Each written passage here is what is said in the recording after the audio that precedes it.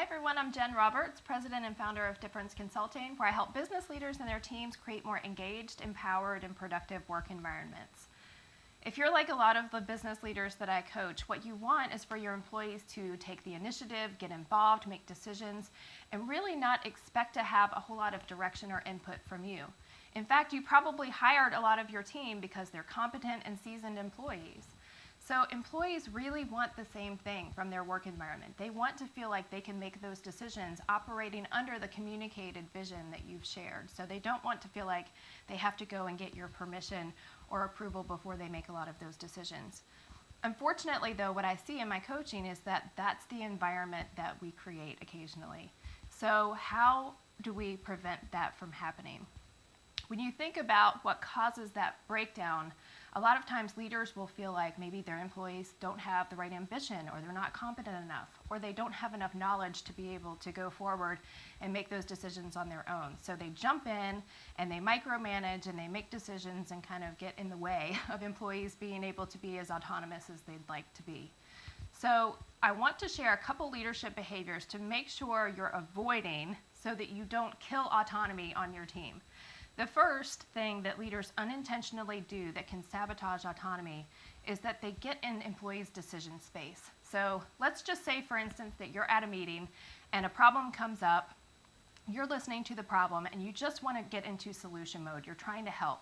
But what happens is, if the team leader for that decision space isn't present, it undermines their credibility and takes away their ability to make decisions when you jump in and take over. So taking over is another behavior that happens occasionally when projects start falling behind or there's the pressure of a deadline. Maybe the employee isn't approaching the problem the same way you would as a leader, and so you jump in and feel like, I'll just take this off their plate and I'll take over. So again, you're trying to help, but it can make employees feel like you're taking away their responsibility and that you don't trust them. The third behavior is that you might be perpetuating a risk-averse environment. So a lot of leaders unintentionally use language like failure isn't an option. And because employees don't want to disappoint you or let down their team members, they sometimes don't take those risks. They appear wishy-washy by not making decisions as quickly. And so when they feel like they might fail or that they're ultimately responsible, it can make them less likely to jump in and want to make those autonomous decisions. The fourth behavior is failing to delegate effectively. So this happens all the time.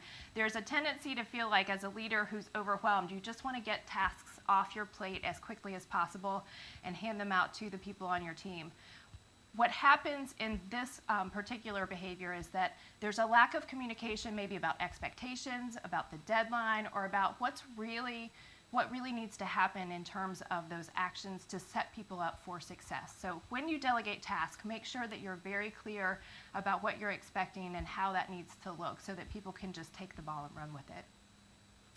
And the final behavior is becoming a bottleneck. So if you're the type of leader who feels like they want to review employees' work or provide a stamp of approval on decisions, you could be perpetuating a lack of autonomy there too, because everything slows down when it has to come through you.